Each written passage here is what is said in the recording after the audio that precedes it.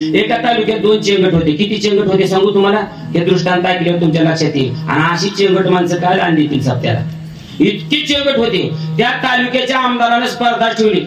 जो आपल्या तालुक्यात कोण सर्वात जास्त 1 नंबरचा चेंगटपणा करेल 1.25 लाखाचं बक्षीस त्याला. कोणाला? चेंगटपणा करणाऱ्याला. मग हे एका तालुक्याचे 2 चेंगट होते का? त्याच्यातलं एक चेंगट म्हणला आपल्यात आपणच आधी परीक्षा घेऊन बघा म्हणला पहिला दुसरा कोणाचा येते. हे दुसऱ्या चेंगटाची परीक्षा घ्यायला म्हणून गेलो. पण ज्याच्या घरी गेलं ती घरी नव्हतं, त्या अमृतवाडीला कीर्तनाला गेलो. मग हे चेंगट घरी गेलं, त्याच्या घरी गेलं, त्याच्या चेंगटाचं पोरग होतं. ते म्हणले ए बाळ्या, म्हणजे का कुठे गेला पप्पा?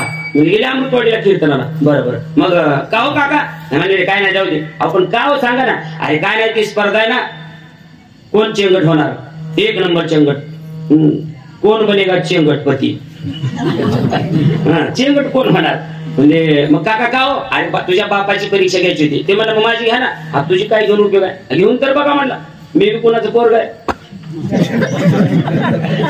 घेऊन बघा म्हणला. झालं तर झालं, जमलं तर जमलं. लक्ष देऊन दृष्टांत आहे का गड्या? असल्या जाती सत्याला कुठे देत नाही. ऐका लय अजून लांब इष्टी निघायच्या आधी वाचका घेऊन पडू नका.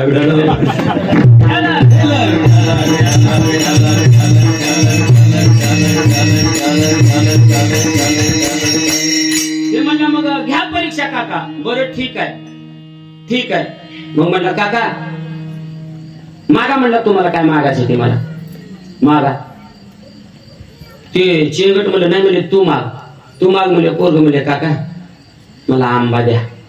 आंबा द्या म्हणले. ती एसटीने गेलं त्याच्या घरी, खिशात हात घातला. एसटीचं तिकीट होतं. तिकीट पलटी केलं, खिशाचा पेन काढला, 2 शब्द त्याच्यावर लिहिले आंबा. आणि हे घे आंबा. काय म्हणले ते घे आंबा. पोरग म्हणलं काय चिंगुट आंबा मागितलं तर चिठीवर लिहून दिली म्हणलं. मग तो चिंगट म्हणला बाया आता तू माग म्हणला. पोरग म्हणला काका आता तुम्ही मागा. तुम्ही मागा म्हणल्यावर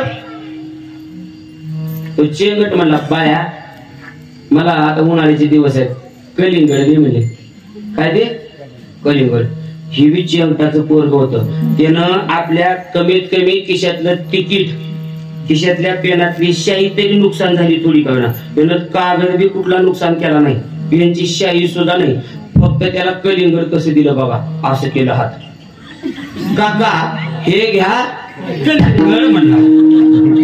दृष्टांत नाही संपला अजून नाही आहे. मग हे निघून गेलो. मला बापाच्या वरचा निघाला म्हणला माझा कागद गेला, शाही गेली. तो काहीच खर्च केला नाही, काहीच खर्च केला नाही. मग हे चेंगट पोराचा बाप घरी आला संध्याकाळी. आणि घरी आल्यावर मग म्हणजे त्यानं पोरानं होऊन सांगितलं बाबा एक चेंगट आलत. म्हणजे काय झालं?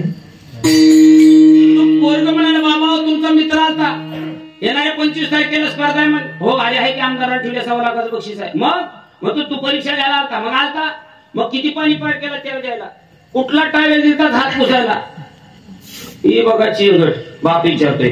वर्ग म्हणला पाणी दिलं नाही, टावेलही नाही दिला म्हणला. मग अंगणातल्या अंगणातून हुंद काढून लावला म्हणे. कसं काय?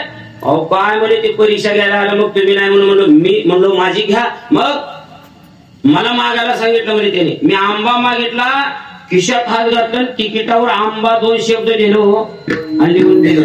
तुला काय मागितलं मग त्यांनी? आंबा. तुला काय मागितलं? त्यांना तू आंबा मागितला. मग तुला काय मागितलं? तू काय मागितलं? तर त्यावेळेस त्यांनी सांगितलं मी उलट कलिंगड. तुला काय मागितलं त्यांनी? कलिंगड मागितलं. मग कलिंगड मागितलं म्हणल्यावर बाप म्हणला कसं केलास कलिंगड द्यायला? काय नाही म्हणला, पेनची शाही नुकसान केली नाही, कागद नाही. मग असं केलं म्हणला. लक्ष देऊन ऐका दृष्टांत बघा माझ्याकडे. काय म्हणते पोरग बाबा असं केलं म्हणला. आणि काका हे घ्या कलिंगड म्हणलो म्हणला. बाप म्हणला मूर्ख आहेस का? कसा प्रपंच व्हायचा, कसं तुझा संसार करायचा? काय झालं बाबा एवढं मोठं कलिंगड देत असते का म्हणले मूर्खा. मग हे घ्या कलिंगड म्हणायचं मला. ज्या जातीला आकार सोसत नाही ती जात त्याला कुठे काय मिळालं.